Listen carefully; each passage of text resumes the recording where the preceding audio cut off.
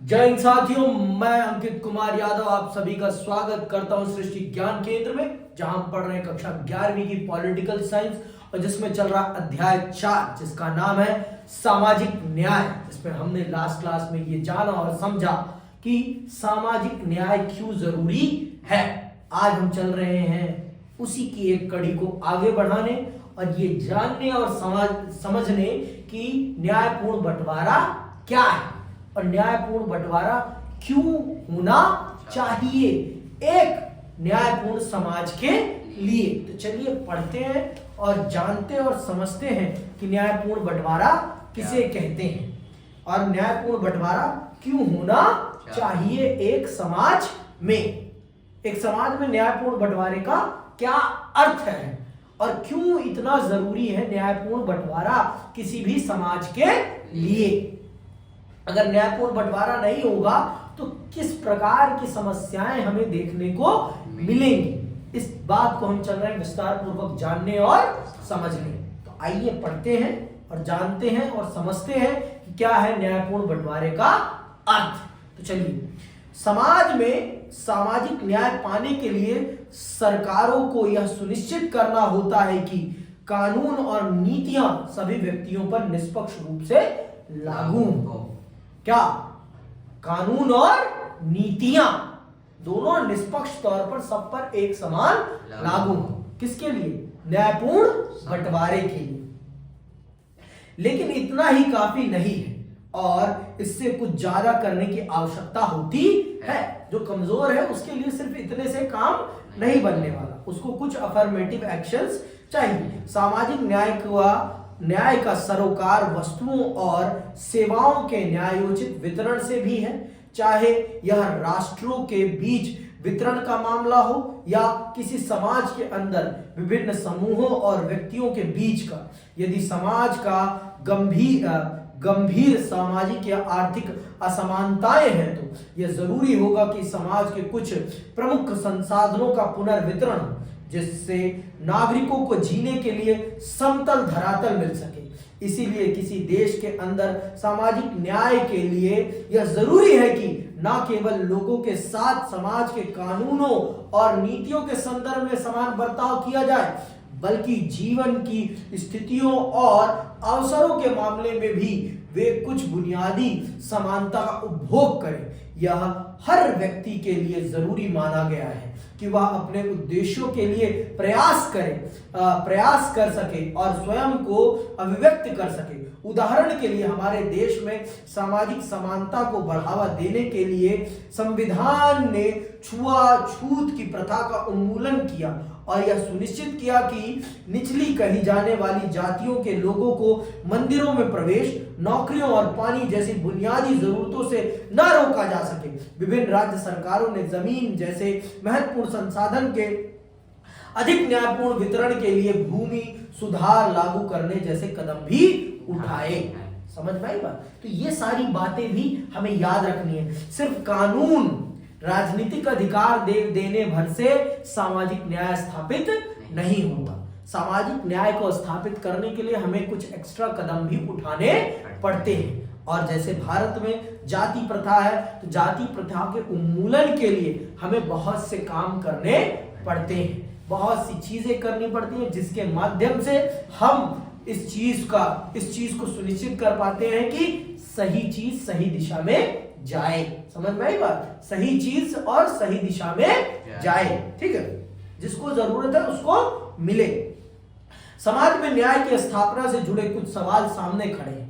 क्या संसाधनों का वितरण और shiक्षा तथा नौकरियों तक समान पहुंच सुनिश्चित की जाए और यदि हां तो कैसे?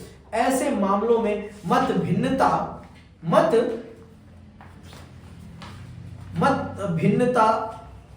भिन्नता समाज में उग्र भावावेश पैदा करती है और कभी कभी हिंसा भी भड़का देती है। लोग मानने लगते हैं कि उनके और उनके परिवारों का भविष्य दांव पर लग जाएगा। हमें क्रोध और हिंसा के ऐसे भी मामले याद हैं जो कभी हमारे देश के शैक्षिक संस्थानों में या सरकारी नौकरियों में सीट आरक्षण के प्रस्ताव से फूटते रहे हैं। बहरहाल राजनीतिक सिद्धांत के विद्यार्थी होने के नाते न्याय के सिद्धांत की अपनी समझदारी के आलोक में हमें ठंडे दिमाग से इन मुद्दों की जांच परख करने के समर्थ होना चाहिए।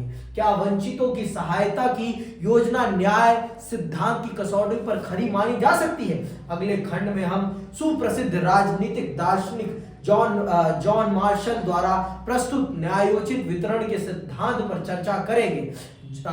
रॉल्स ने तर्क दिया है कि समाज में न्यूनतम सुविधा प्राप्त सदस्यों को सहायता देने की जरूरत है। स्वीकार करने के लिए बेशक युक्ति संगत औचित्य हो सकता है। तो आइए रॉल्स का न्याय सिद्धांत भी समझ लेते हैं कि क्या है रॉल्स का न्याय सिद्धांत और कैसे जो कमजोर है, जो यतीम है, उनको कैसे न्याय दिया जा सकता है। क्या कहते हैं रॉल्स इस पर? तो आइए इसको विस्तार पूर्वक जानते हैं और समझते हैं। यदि लोगों को कहा जाए कि आप रहने के लिए किस किस्म का समाज चुनना पसंद करेंगे, तो संभवतः वे ऐसा समाज चुनेंगे जिसके नियम और संगठन उन्हें विशेष सुविधा संपन्न स्थान मुहैया करा सके। हम सब लोगों से आप अपेक्षा नहीं कर सकते कि वे अपनी निजी हितों को दरकिनार कर समाज की भलाई के बारे में सोचें, खासकर तब जब उन्हें यह यकीन हो कि उनका फैसला भविष्य में उनके बच्चों को मिलने वाली जिंदगी और मौकों को प्रभावित करने जा रहा है। वस्तुतः हम माता पिता से यह आशा करते हैं कि वे अपने बच्चों के लिए सबसे अच्छा क्या है इसके बारे में सोचें और सहयोग दें, लेकिन ऐसी परिदृश्य किसी समाज के लिए न्याय के सिद्धांत की बुनियाद का निर्माण नहीं कर सकते। तो हम ऐसे निर्णय पर कैसे पहुंचे जो निष्पक्ष हो और न्याय संगत भी? तो कैसे पहुंचे हम न्याय के उस सिद्धांत पर या उस स्थान पर जहां पर समाज को सही ढंग से न्याय दिया जा सके? तो वो सिद्धांत और वो रास्ता तब आता है जब अज्ञानता का आवरण, जब आपको यही ना पता हो कि आप कब और कहां कैसे जन्म लेंगे, जब आपको पता ही नहीं कि आप गरीब के घर में पैदा होंगे या अमीर के घर में, तब आप दोनों ही स्थितियों के बारे में सोचेंगे कि अगर मैं गलती से गरीब के घर पैदा हो गया तो, और अगर मैं अमीर के घर पैदा हो गया तो। अमीर के घर पैदा हो गया तो भाई चांदी ही चांदी, लेकिन गलती से अगर मैं गरीब के घर पैदा हो गया तो मैं कैसे सस्टेन करूंगा? अज्ञानता का आवरण है ना, जो जब आपको कुछ नहीं पता, तब जो आप सोच समझ के फैसला लेते हैं ना, वो सबसे बेहतर फैसला होता है, वो सबसे बेहतर फैसला होता है। ठीक है, सुनना ध्यान से। जॉन रॉल्स ने इस प्रश्न का उत्तर देने का प्रयास किया है। वह तर्क देते हैं कि निष्पक्ष और न्याय संगत नियम तक पहुंचने का एकमात्र रास्ता यह है कि हम खुद को ऐसी परिस्थिति में होने की कल्पना करें जहां हमें यह निर्णय लेना है कि समाज को कैसे संगठित किया जाए, जबकि हमें यह ज्ञात नहीं है कि उस समाज में हमारी क्या जगह होगी। अर्थात हम नहीं जानते कि किस किस्म के परिवार में हम जन्म लेंगे। हम उच्च जाति के परिवार में पैदा होंगे या निम्न जाति में, धनी होंगे या गरीब, सुविधा संपन्न होंगे या सुविधाहीन। रॉल्स तर्क देते हैं कि अगर हमें यह नहीं मालूम हो इस मायने में कि हम कौन होंगे और भविष्य के समाज में हमारे लिए कौन से विकल्प खुले होंगे, तब हम भविष्य के उस समाज के नियमों और संगठन के बारे में जिस निर्णय का समर्थन करेंगे वह तमाम सदस्यों के लिए अच्छा होगा। रॉल्स ने इसे अज्ञानता के आवरण में सोचना कहा है। क्या कहा इसे? अज्ञानता के आवरण में सोचना, मतलब हमें कुछ पता ही नहीं है कि हमारा आने वाला भविष्य कैसा होगा। तो जो हम फैसला लेंगे वो सबसे न्याय संगत फैसला होगा, वो सबसे न्याय संगत फैसला होगा। समझ में आई बाबू कि अभी भी नहीं आई? पक्का? वे आशा करते हैं कि समाज में अपने संभावित स्थान और हैसियत के बारे में पूर्णता अज्ञानता की हालत में हर आदमी आमतौर पर जैसे सब करते हैं अपने खुद के हितों को ध्यान में रखकर फैसला करेगा, क्योंकि कोई नहीं जानता कि वह होगा और उसके लिए क्या लाभप्रद होगा। इसीलिए हर कोई सबसे बुरी स्थिति के मद्देनजर समाज की कल्पना करेगा। खुद के लिए सोच विचार कर सकने वाले व्यक्ति के सामने यह स्पष्ट रहेगा कि जो जन्म से सुविधा संपन्न है वे कुछ विशेष अवसरों का उपभोग करेंगे, लेकिन दुर्भाग्य से यदि उनका जन्म समाज के वंचित तबके में हो जहां वैसा कोई अवसर ना मिले तब क्या होगा। इसीलिए अपने स्वार्थ में काम करने वाले हर व्यक्ति के लिए यही उचित होगा कि वह संगठन के ऐसे नियमों के बारे में सोचे जो कमजोर तबके के लिए यथोचित अवसर सुनिश्चित कर सके।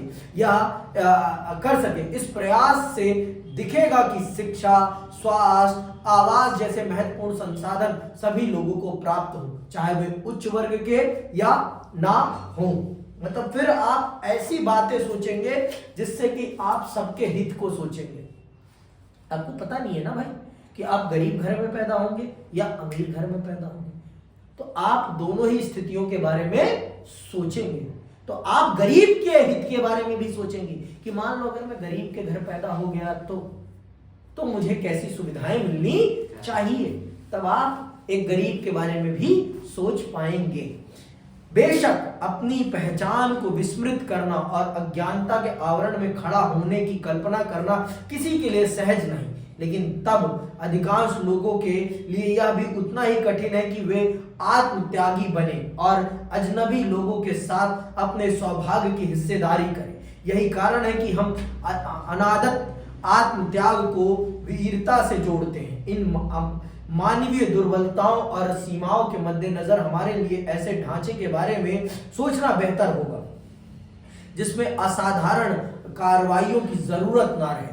अज्ञानता के आवरण वाली स्थिति की विशेषता यह है कि उसमें लोगों से सामान्य रूप से विवेकशील मनुष्य बने रहने की उम्मीद बनती है। उनसे अपने लिए सोचने और अपने हित में जो अच्छा हो उसे चुनने की अपेक्षा रहती है। हालांकि प्रासंगिक बात यह है कि जब वे अज्ञानता के आवरण में रहकर सोचते हैं तो वे पाएंगे कि सबसे बुरी स्थिति से ही सोचना उनके लिए हितकारी होगा। समझ में आई बात? तो फिर आप जब अज्ञानता के आवरण में आप सोचेंगे तो आप उसी स्थिति के बारे में सोचेंगे जिस स्थिति में अगर आप पढ़ गए तो आपको भी कुछ बुनियादी मिल जाए। मान लो आप गरीब घर में पैदा हो गए तो क्या होगा? तो फिर आप उन सुविधाओं को चाहेंगे जिससे कि आप उस गरीबी से बाहर निकल सके और अपने जीवन को बेहतर बना सके। ठीक है। अज्ञानता का काल्पनिक आवरण ओढ़ना उचित कानूनों और नीतियों की प्रणाली तक पहुंचने का पहला कदम है। इससे यह प्रकट होगा कि विवेकशील मनुष्य न केवल सबसे बुरे संदर्भ के मद्देनजर चीजों को देखेंगे बल्कि वे यह भी सुनिश्चित करने की कोशिश करेंगे कि उनके द्वारा निर्मित नीतियां समग्र समाज के लिए लाभप्रद हो। दोनों चीजों के साथ साथ चलना है, चूंकि कोई नहीं जानता कि वे आगामी समाज में कौन सी जगह लेंगे। इसीलिए हर कोई ऐसे नियम चाहेगा जो अगर वे सबसे बुरी स्थिति में हो, जीने वालों के बीच पैदा हो, तब भी उनकी रक्षा कर सके। लेकिन उचित तो यह होगा कि वे यह भी सुनिश्चित करने की कोशिश करें कि उनके द्वारा चुनी गई नीतियां बेहतर स्थिति वालों को कमजोर ना बना दे, क्योंकि यह संभावना भी हो सकती है कि वे खुद भविष्य के उस समाज में सुविधा संपन्न स्थिति में पैदा हों। इसीलिए यह सभी के हित में होगा कि निर्धारित नियमों और नीतियों के संपूर्ण समाज को फायदा होना चाहिए, किसी एक खास हिस्से का नहीं। यहाँ निष्पक्षता विवेक सम्मत का कार्रवाई का परिणाम है, ना कि परोपकार या उदारता का। समझ में आएगा? इसीलिए रॉल्स तर्क देते हैं कि नैतिकता नहीं बल्कि विवेकशील चिंतन हमें समाज में लाभ और भार के वितरण के मामले में निष्पक्ष होकर विचार करने की ओर प्रेरित करता है। इस उदाहरण में हमारे पास पहले से बनाया कोई लक्ष्य या नैतिकता के प्रतिमान नहीं होते। हमारे हमारे लिए सबसे अच्छा क्या है यह निर्धारित करने के लिए हम स्वतंत्र होते हैं। यही विश्वास रॉल्स के सिद्धांत को निष्पक्ष और न्याय के प्रश्न को हल करने का महत्वपूर्ण और सबल रास्ता बना देता है। तो ये तर्क रॉल्स के सिद्धांत को स्पष्ट करता है कि इस रास्ते पर चलकर हम समाज में न्याय को सही स्थान तक पहुंचा सकते हैं। तो आज की क्लास यहीं तक, मैं विदा लेता हूं। जय हिंद, जय भारत।